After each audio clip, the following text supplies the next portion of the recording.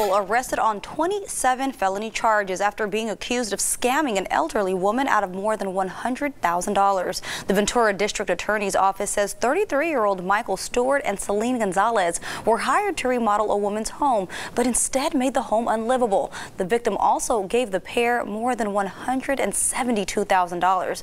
They're facing 22 counts of theft and several counts of money laundering. Stewart and Gonzalez have pleaded not guilty to all charges and are being held in Ventura County.